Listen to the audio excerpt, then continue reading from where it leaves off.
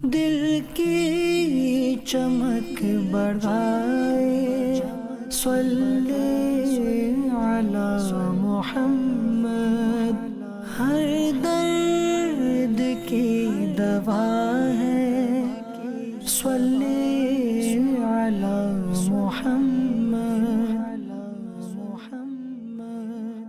الحمدللہ رب العالمین والصلاة والسلام علی خاتم النبیین، اما بعد فاعوذ باللہ من الشیطان الرجیم، بسم اللہ الرحمن الرحیم۔ پڑھیے الصلاۃ والسلام علیک یا رسول اللہ وعلی آلک واصحابک یا حبیب اللہ، الصلاۃ والسلام علیک یا نبی اللہ وعلی آلک واصحابک یا نور اللہ۔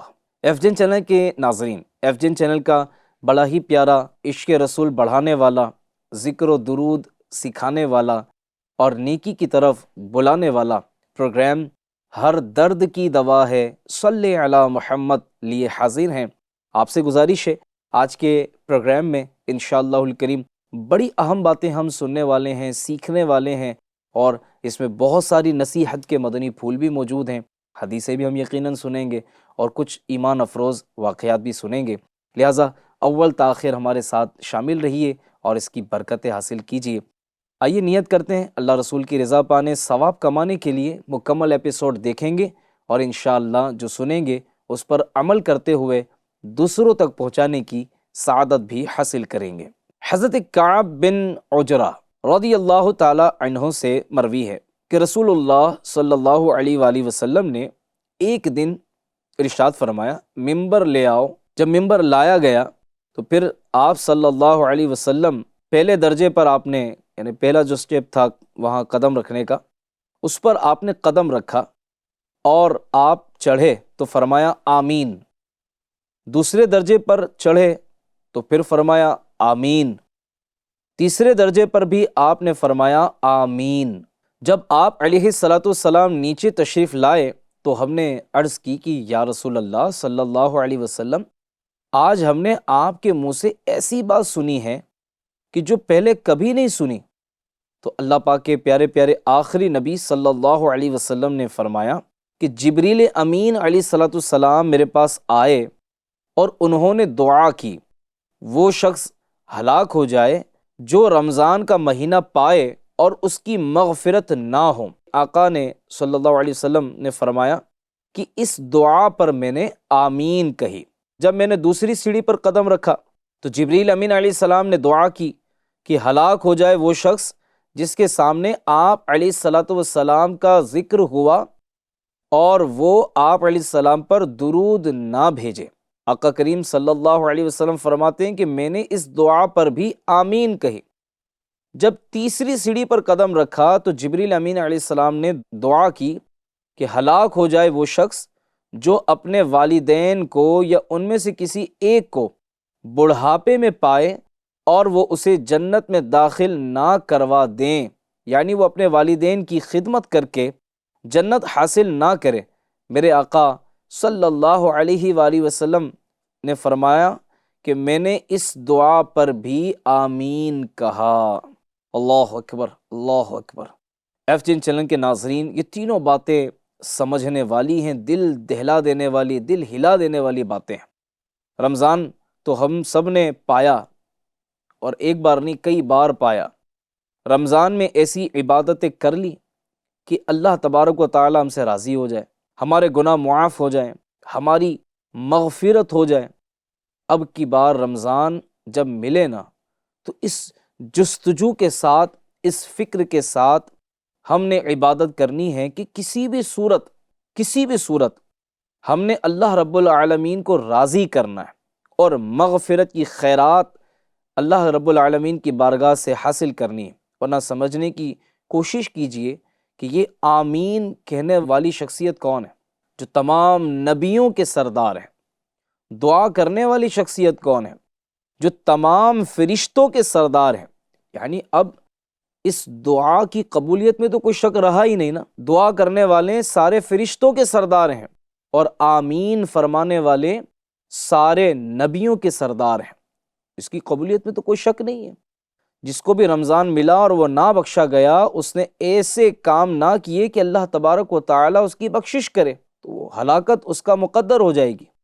اور دوسری بات، وہ شخص جس کے سامنے اللہ پاک کے پیارے نبی صلی اللہ علیہ وسلم کا ذکر ہوا اور وہ درود نہ پڑھیں، اس کی ہلاکت کی دعا جبریل امین علیہ الصلوۃ والسلام نے کی اور نبی کریم صلی اللہ علیہ وسلم نے آمین ارشاد فرمایا۔ اب آپ سوچئے پیارے اسلامی بھائیوں کہ یہ کتنا نارمل سمجھتے ہیں ہم لوگ کہ ٹھیک ہے بھائی، درود نہیں پڑھا تو کوئی پریشانی نہیں ہے، کوئی مسئلہ نہیں ہے۔ ایک حدیث بھی انشاءاللہ کچھ دیر میں آپ کو سناؤں گا۔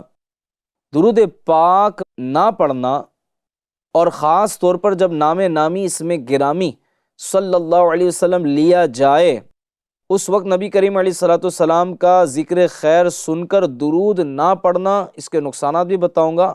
یاد رہے کہ نام نامی صلی اللہ علیہ وسلم سن کر درود پڑھنا لازم ہے۔ البتہ علماء ایک بڑا ہی پیارا طریقہ بتاتے ہیں کہ بعض اوقات ہم کسی محفل میں جاتے ہیں، کسی اجتماع میں جاتے ہیں جہاں بار بار نبی پاک صلی اللہ علیہ وآلہ وسلم کا نام نامی لیا جاتا ہے۔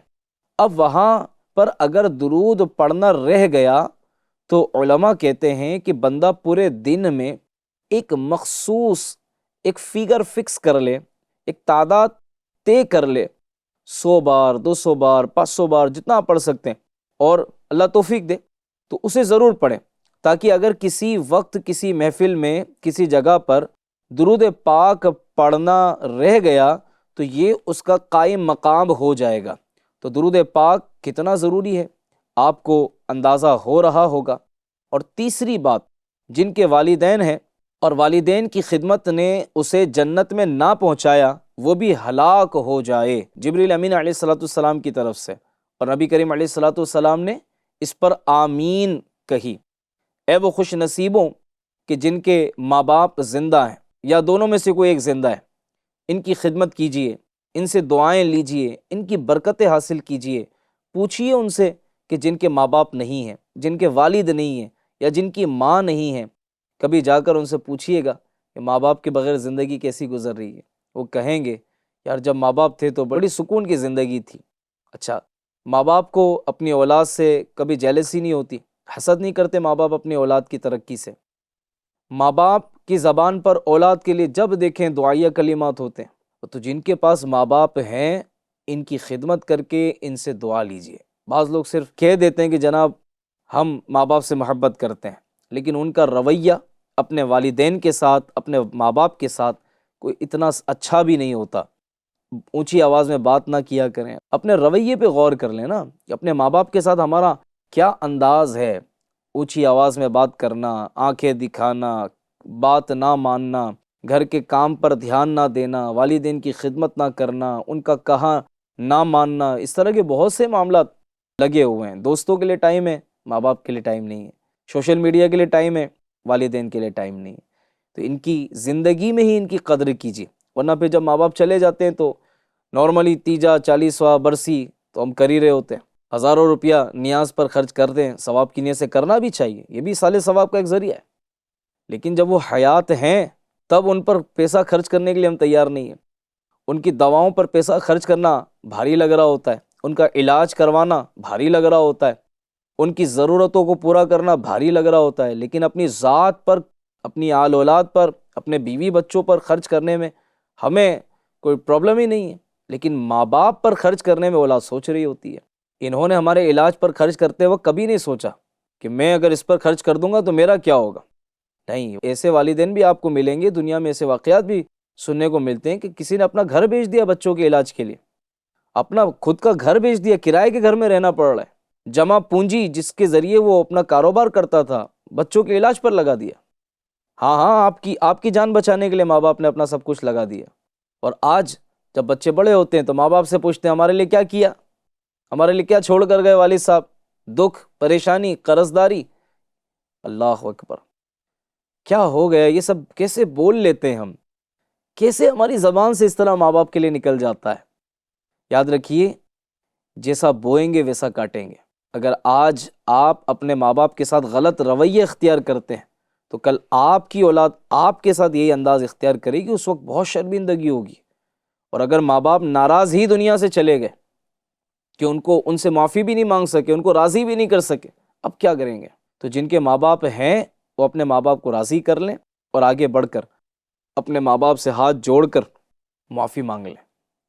انشاءاللہ یہ آپ کو ہاتھ جوڑنے نہیں دیں گے، یہ آپ کو گلے لگا لیں گے، یہ رونے لگیں گے، ان کی زبان سے دعائیں جاری ہو جائیں گی۔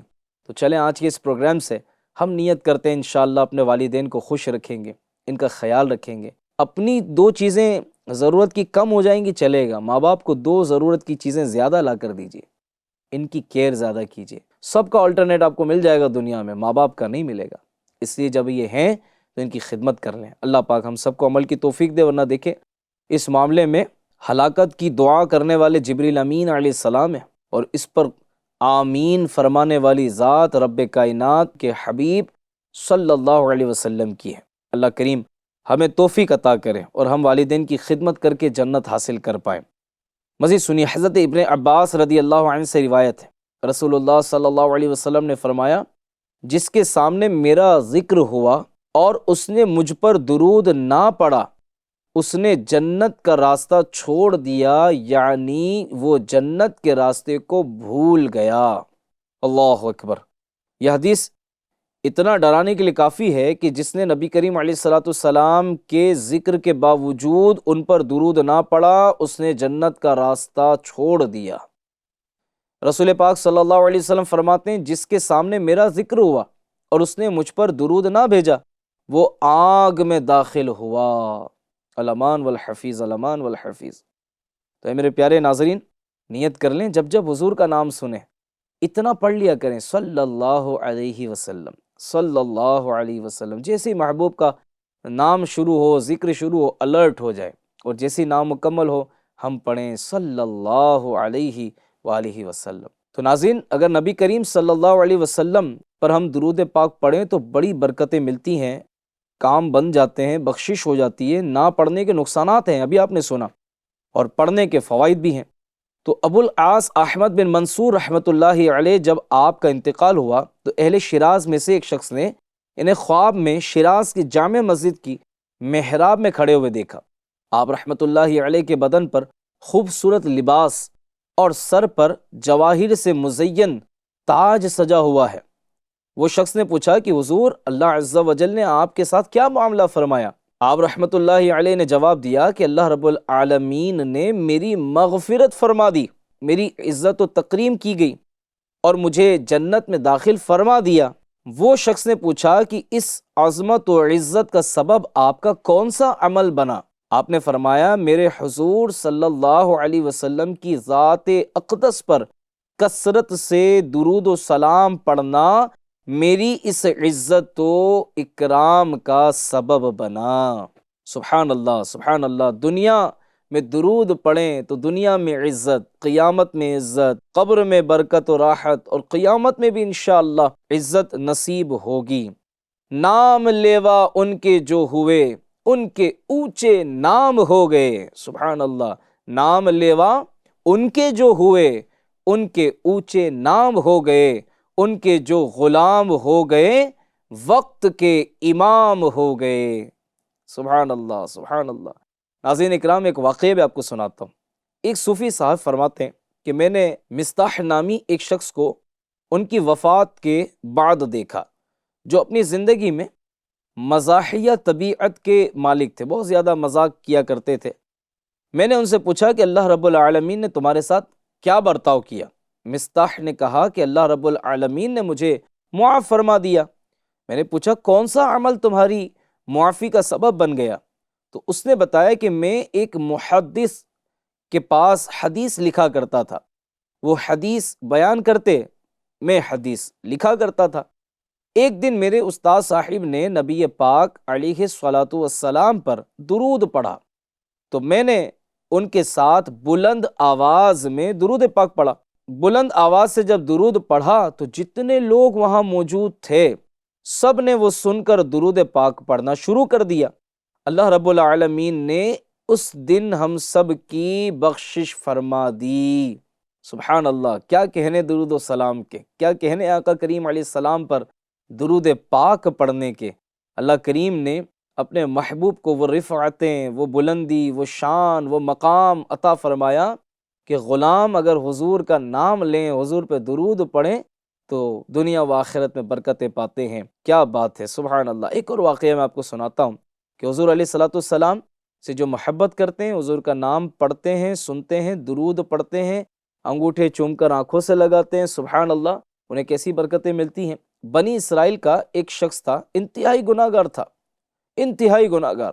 جب وہ مر گیا تو لوگوں نے اسے بغیر کفن دفن کے پھینک دیا، کیونکہ لوگ سمجھتے تھے بڑا گناہ گار ہے، اس کی تدفین کیا کرنی، اس کو کفن کیا دینا، کچرے کے ڈھیر پر پھینک دیا۔ اللہ رب العالمین نے اپنے نبی حضرت موسیٰ علیہ الصلاۃ والسلام کی طرف وحی کی کہ اسے غسل دو اور اس کی نماز جنازہ ادا کرو، کیونکہ میں نے اسے بخش دیا ہے۔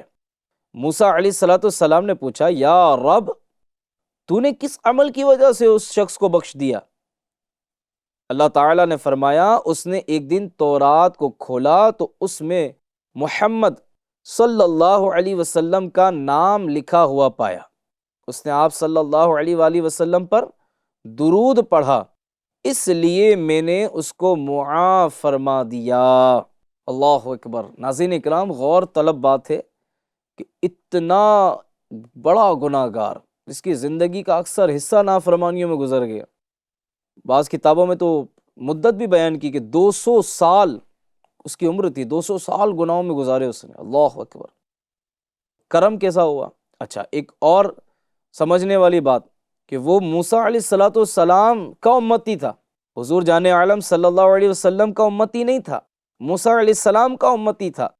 لیکن تورات میں، چونکہ تورات، انجیل، زبور، ٹھیک ہے، قرآن تو پورا کا پورا قرآن حضور علیہ السلام کی نعت ہے، سبحان اللہ، تو جو آسمانی کتابیں ہیں، دیگر انبیاء اکرام علیہم الصلوۃ والسلام پر جو صحیفے نازل ہوئے، ان میں حضور صلی اللہ علیہ وآلہ وسلم کا تذکرہ موجود ہے، حضور کا ذکر موجود ہے، حضور کب تشریف لائیں گے، کس انداز میں تشریف لائیں گے، کس شہر میں تشریف لائیں گے، یعنی کس شہر میں آپ کی ولادت ہوگی، آپ کا حلیہ مبارک کیا ہے، آپ کے اوصاف کیا ہیں، آپ کے کمالات، آپ کے فضائل، آپ کے مراتب، سب کچھ بیان کر دیا گیا۔ کس شہر میں ہجرت فرمائیں گے، کب ظاہری پردہ فرمائیں گے، وصال فرمائیں گے، اور یہ سب کچھ تورات، انجیل، زبور میں اور انبیاء پہ نازل ہونے والے صحیفوں میں بیان کر دیا گیا۔ اور انبیاء اکرام علیہ السلام حضور کے آنے کی خبریں دیا کرتے تھے۔ جو اہل کتاب تھے وہ نبی کریم علیہ الصلوۃ والسلام کے آنے کی خبریں لوگوں کو بیان کرتے تھے، لوگوں کو جمع کر کے جو ہے وہ حضور علیہ السلام کے آنے کی خبریں بیان کرتے تھے۔ وہ یوں آئیں گے، ان کا انداز یہ ہوگا، وہ گفتگو ایسے کرتے ہیں، وہ چلتے ایسے ہیں، وہ بولتے ایسے ہیں، وہ دکھتے ایسے ہیں۔ اللہ اکبر۔ حضور علیہ الصلوۃ والسلام کا تذکرہ اس میں موجود ہے۔ تو یہ جو موسیٰ علیہ السلام کا امتی تھا، اس نے جب تورات کھولی، اس میں حضور علیہ السلام کا نام اس نے پڑھا، فرط محبت سے اسے چوما، حضور پہ درود پڑھا، اللہ تعالیٰ نے اس کے سارے گناہ معاف کر دیے۔ جب موسیٰ علیہ السلام کا امتی حضور کے دنیا میں تشریف لانے سے پہلے حضور کا نام پڑھے اور درود پڑھ لے، اس کے گناہ بخش دیے جائیں، تو میں اور آپ، ہم لوگ تو حضور کے غلام ہیں نا، حضور کے امتی ہیں۔ اگر ہم حضور صلی اللہ علیہ وسلم پر درود پاک پڑھیں ایز اے امتی، حضور کو یاد کریں، عقیدت و محبت میں اضافہ کریں، حضور علیہ السلام سے سب سے بڑھ کر محبت کریں کہ خدا کی رضا چاہتے ہیں دو عالم، خدا چاہتا ہے رضائے محمد صلی اللہ علیہ وسلم، تو اللہ پاک کے حبیب صلی اللہ علیہ وسلم کی خاص نظر عنایت ملے گی انشاءاللہ الکریم۔ حضور علیہ الصلوۃ والسلام کی شریعت پر ہم اگر چلیں، کیونکہ پچھلے جو شریعتیں تھیں میرے حضور صلی اللہ علیہ وسلم کے تشریف لانے پر وہ ساری منسوخ ہو گئی، اور اب قیامت تک میرے حضور کی عطا کی ہوئی شریعت، حضور کا عطا کیا ہوا دین ہی ویلڈ ہے۔ تو میرے آقا علیہ الصلوۃ والسلام اللہ پاک کے آخری نبی ہیں، میرے آقا وہ ہیں جن کے نور کو اللہ نے سب سے پہلے بنایا اپنے نور سے۔ میرے آقا اول بھی ہیں، میرے آقا آخر بھی ہیں، میرے آقا ظاہر بھی ہیں اور باطن بھی ہیں۔ میرے آقا علیہ الصلوۃ والسلام کی تو کیا ہی بات ہے۔ میرے اعلیٰ حضرت رحمۃ اللہ تعالیٰ علیہ لکھتے ہیں نا، میں تو مالک ہی کہوں گا کہ ہو مالک کے حبیب، میں تو مالک ہی کہوں گا کہ ہو مالک کے حبیب، یعنی محبوب و محب میں نہیں میرا تیرا، یعنی محبوب و محب میں نہیں میرا تیرا۔ سبحان اللہ سبحان اللہ۔ تو ایف جین چینل کے ناظرین، نیت پکی کر لیجئے کہ انشاءاللہ الکریم آقا دو جہاں صلی اللہ علیہ وسلم کا خوب ذکر خیر کریں گے۔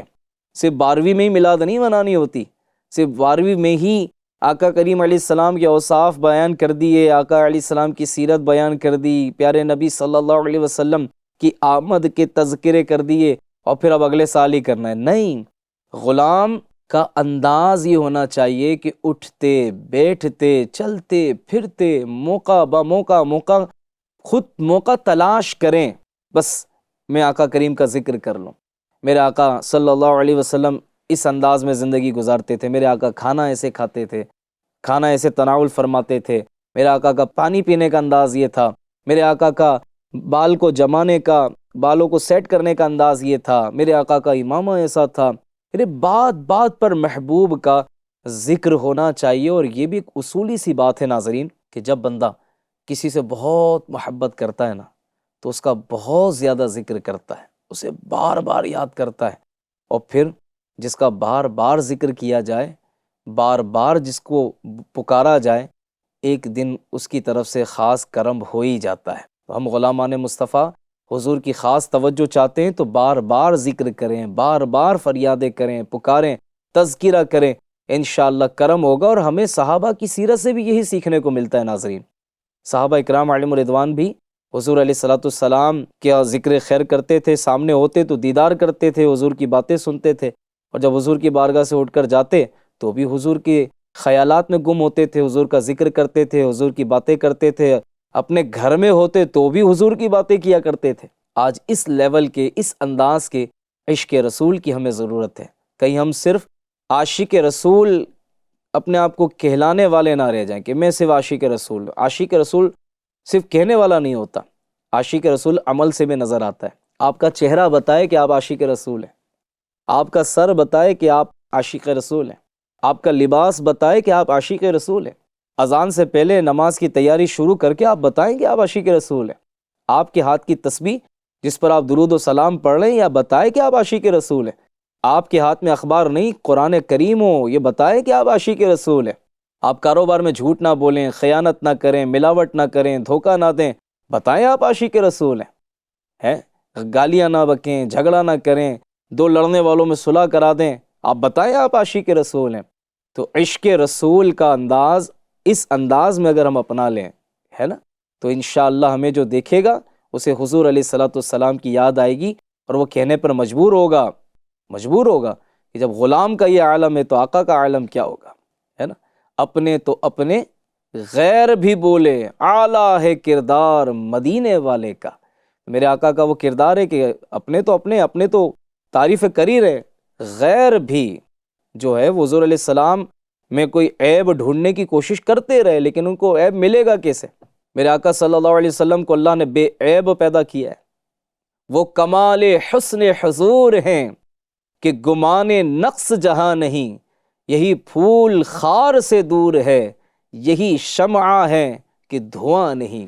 اللہ اکبر۔ ذکر مصطفیٰ کیا جائے تو بس کرتے چلے جائیں۔ اللہ نے وہ کمالات، وہ شان اور عظمت و رفعت میرے آقا علیہ السلام کو عطا فرمائی ہے۔